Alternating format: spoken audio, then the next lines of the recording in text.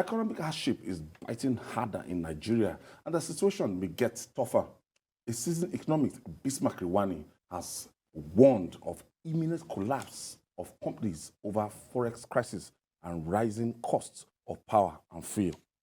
Jide, we have, it's really coming. Yes. Some banks now, they close 3 p.m. because of diesel. They just closed down officially. I asked, and I worked to one of these first generation banks, and they said, look, we can't afford, power this 247. And this has affected a lot of other sectors. But in this case, it's even The operations. the access to Forex that Bismarck Rewane is talking about. We have a situation in which businesses are winding up because of lack of access to foreign exchange that they need to import raw materials for their companies. Look at bread prices going up. It's because a lot of the condiments that we need, the ingredients that are used to bake bread, are imported. I thought that is the the crisis in Ukraine. The flour. No, it's not wheat alone. Even the butter, other things that they use. Okay. It's not butter alone. Even the rice, the things that they use, nearly everything is imported, apart from wheat. So now, how do these companies survive if they have no access to foreign exchange? This is a big problem. Manufacturers who desire foreign exchange badly to produce pharmaceuticals, to produce drugs, they have no access to it.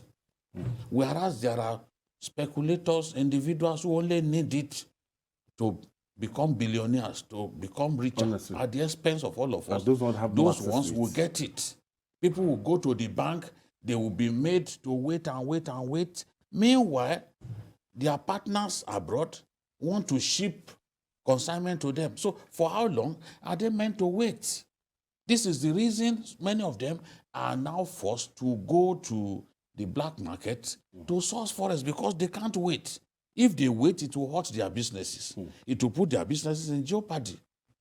The diesel sellers the other day, they appealed to the CBN to make forex available to them at the official price.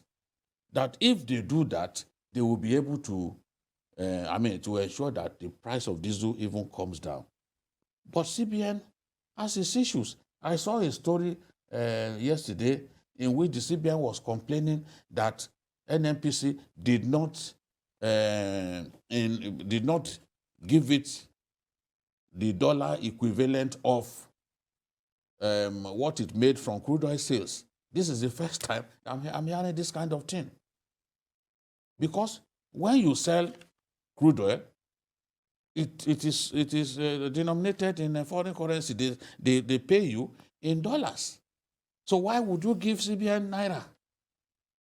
That's the impression that we've been made. So CBN is now trying to explain that part of the reason for the forex illiquidity that we have is the fact that they did not get dollars from NNPC. All kinds of problems. Look at Emirates Airline.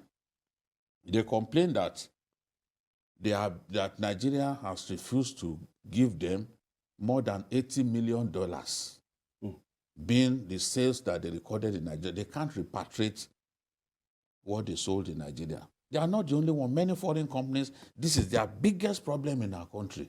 You do business in our country, you make money, you make your money, then to get your money converted to dollars so that you can then send it home, because that is the valid currency over there.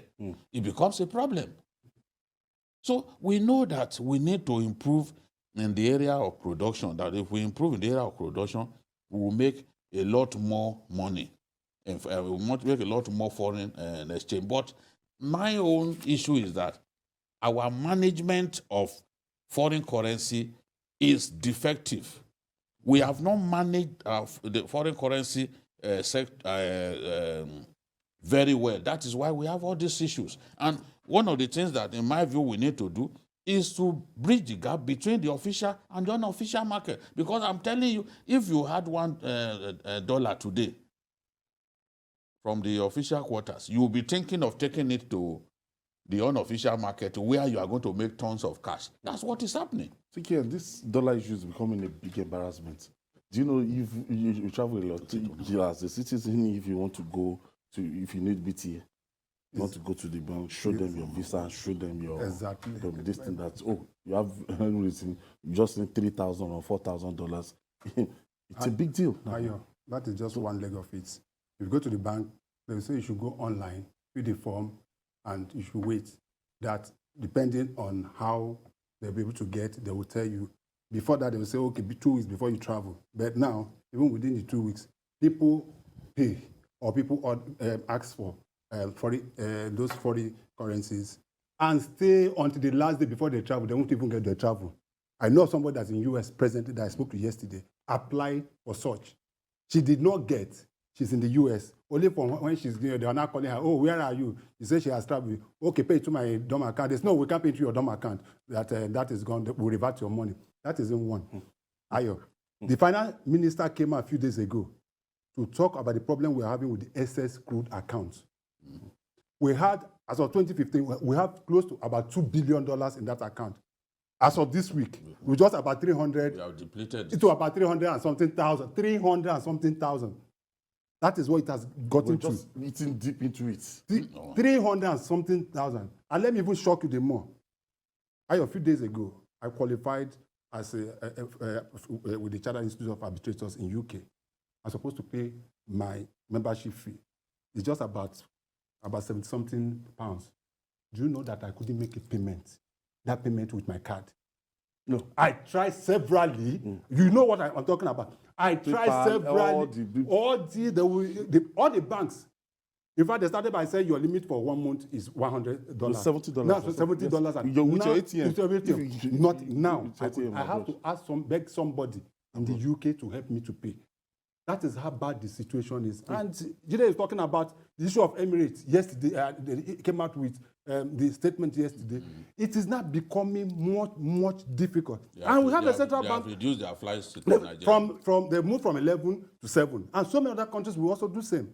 We are talking of a CBN governor who's supposed to sit down and look at issues as well and be able to help us solve this problem. He was more interested in running from office and taking us to court. When I say us, now Nigeria, taking Nigeria to court. He must not stop He must not stop contesting. That is how bad it is. In Sina climbs, a man like the governor of Central Bank by now supposed to have resigned. If he has honor, by now he would have. This was the managing director of a bank. Yes. One of the foremost banks in this country for years. Now went to the central bank. When he took over, you saw the joke they are making of him. When it was 200. It was less than 200. Now it has moved to 710. 170 that he has that is how bad and that is how terrible. And nobody is giving us. He went as far as saying that the problem we had was Aboki FS. Yes. I'm sure you remember that too. He harassed the board and said that it was the problem was Aboki FS. The guy left them after alone. That is it. After Aboki FS. He said the problem was the BDCs. They stopped giving the BDCs. He started giving dollars to his friends in the banks. Yes. It got worse. Yeah. I sat here and I said I was sure it would get worse. As I'm talking to you now, EFCC, they are going around arresting Biruji Church. Would that solve the problem? Of course, it will not solve the problem. How will it solve it? Operators? See, the people, you see, I don't know how some of our people think. They want us to believe that only 3% of the people who need foreign exchange actually go to the unofficial market. They need to explain that to us. Everybody. They need to explain that to us. Unofficial market. Because we are not fools. It's more accessible. If you can get it at the official rates and it's easy for you to access it, why would people go there? Why would people go there where they pay through their nose? Yeah. Now, you said banks, you are giving banks Forex every week. For doing nothing, you give them Forex. A lot of them divert it to the same unofficial market that we are talking about. That's where they divert it to. We've seen banks that will tell you that, okay, there is an Aboki somewhere. Go and talk to that Aboki. Oh, they will even call, in your presence, they will call the Aboki. From the bank. This is what they do in our country. That's what they do. They are smiling to the bank while the rest of us are suffering. This is the thing.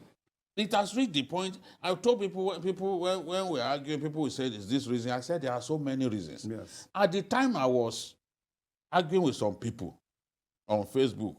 I didn't know that CBN will come and tell us that NNPC refused to remit for foreign exchange.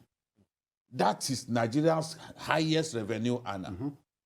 If we are to get Forex as a country, the highest chunk of Forex that we will get must come from the oil sector. Exactly. Now, if from that oil sector you are actually denied the Forex, why won't we have supply issues with Forex? Seriously. So many companies will die because the Forex that they need to bring in raw material to keep their businesses going will not be available to them. And for those that are available, for those who have it, the cost, the value of the naira, I mean the dollar compared to the naira, the difference like night and day. So honestly, they will be forced to increase price. And when they increase price, it will affect their margins. Of course, the profit will go down. I know of some companies that just deliberately, instead of, there is one food drink. I don't want to mention the name, but it's extremely popular. Do you know what they did? They reduced the quantity that they used to put in the sachet. They reduce the quantity drastically because the alternative is to raise price. And if you raise price, we are not sure that people won't stop buying. So it's a difficult time to do business in our country. No matter, you cannot whitewash the problem. When you whitewash the problem, it remains. All we need to do is to solve the problem. We'll draw attention to the problem. We won't leave them alone. I give that guarantee to Nigerians. We will not leave them alone. There are people who get irritated when we talk like this, who get irritated when we say we have problems in our country. But let their irritation be multiplied multiple-fold.